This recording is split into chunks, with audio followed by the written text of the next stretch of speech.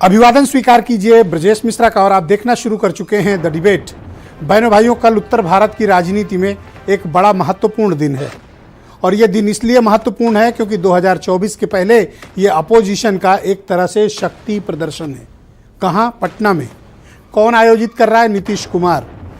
कौन शामिल होगा? 17 दल और सब बड़े बड़े अपोजिशन। क्यों इकट्ठा हो रहे हैं? आज हम इस बारे में चर्चा करने वाले हैं। बहन भाइयों, पटना के कल गांधी मैदान में कल एक बहुत बड़ा जमावड़ा होने जा रहा है।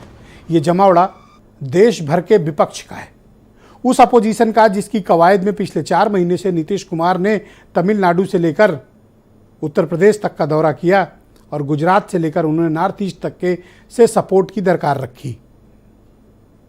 क्यों किया उन्होंने ये दौरा और क्यों इकट्ठा होने जा रहा है अपोजिशन कल बिहार में? कारण क्या है?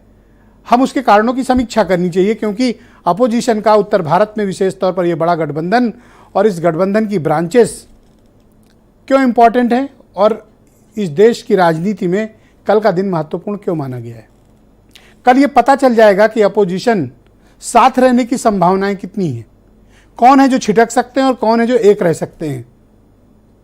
कल उन्हीं संभावनाओं को तलाशने की कोशिश होगी। कल मतभेद भी सामने आएंगे कि अपोजिशन के भीतर किन किन दलों में इंटरनल कन्फ्लिक्ट है, वो कन्फ्लिक्ट भी सामने आने वाली है। तो क्या होगा कल?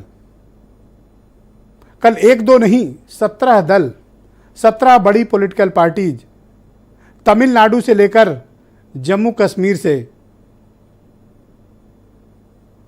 और पंजाब और दिल्ली से लेकर ममता बनर्जी की पार्टी तक।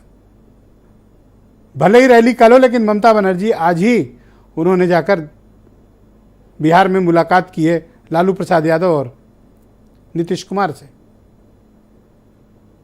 इस पूरी कवायद के पीछे के कारण क्या हैं और इससे क्या हासिल होने वाला है?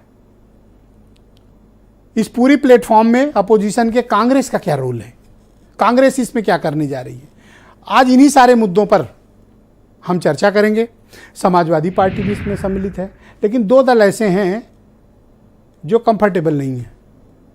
बहुजन समाज पार्टी, आज मायावती ने स्पष्ट तौर पर 1-2 नहीं 4 स्टेटमेंट जारी किए और नीतीश कुमार पर बड़ी लानत मलानत भेजी।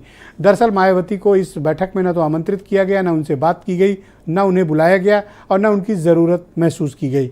लिहाजा मायावती का गुस्सा आज फूटा और उन्होंने ट्विटर पर काफ़ी कुछ लिखा है, जैसे मुंह में राम बगल में छुरी और इनसे नहीं हो पाएगा, जनता इनकी बातों पर विश्वास नहीं करती है। ये सब तमाम बातें कही। दरअसल बीएसपी से दूरी इसलिए बरती जा रही क्योंकि उस पर यह इल्ज़ाम है कि वो भारतीय जनता पार्टी की अंदर खाने मदद करती है। अपना आम आदमी पार्टी में भी थोड़ा कन्फ्लिक्ट हो गई। उन्होंने कांग्रेस को अल्टीमेटम दिया है, अध्यादेश के विरोध में राज्यसभा में हमारा सपोर्ट करो, नहीं तो कल की रैली में नहीं आएंगे। और तो और जयंत चौधरी भी कट लिए चिट्ठी लेके कि हम हमारी कुछ पारिवारिक काम है, हम आ नहीं पाएंगे।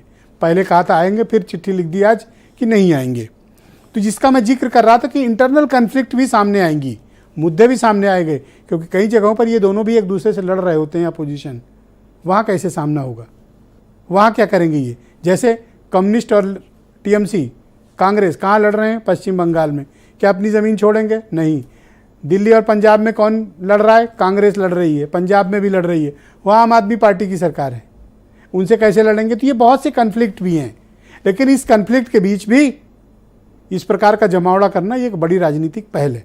कुछ बयान सुने आप, फिर आज की चर्चा को हम आगे बढ़ाएंगे। आज भारतीय जनता पार्टी का मुकाबला कैसे किया जाए, इसके लिए अलग अलग प्रकार के जतन किए जा रहे हैं। यूपी में अखिलेश यादव जी ने हर तरह के जतन किए, कांग्रेस से गठबंधन किया, बसपा से गठबंधन किया, छोटे छोटे दलों से गठबंधन करके देख लिया, लेकिन भाजपा को पराजित कर पाना इनके मुद्दे की बद की बात नहीं है। उसका कारण है कि नरेंद्र मोदी सरकार आने के बाद से जो गरीब कल्याण नीतियां हैं, उन्होंने गरीबों के जीवन में जिस तरह का परिवर्तन किया है, उसके कारण आज भाजपा लगातार चुनाव जीत रही है और ये कोई भी गठबंधन बनाने की कोशिश करे, भाजपा को हरा नहीं सकती। पीडीए के पक्ष में मायावती जी हैं।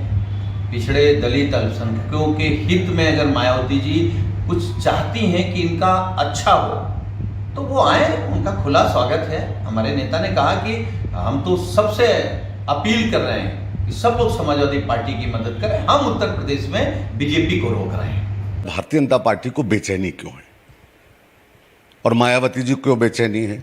मायावती जी अघोषित रूप से 2014 के बाद से भारतीय जनता पार्टी की प्रवक्ता के रूप में काम कर रही हैं। सबसे बड़ी बात है कि दरार भारतीय जनता पार्टी को दिख रही है, दरार ढूंढने का प्रयास भारतीय जनता पार्टी कर रही है।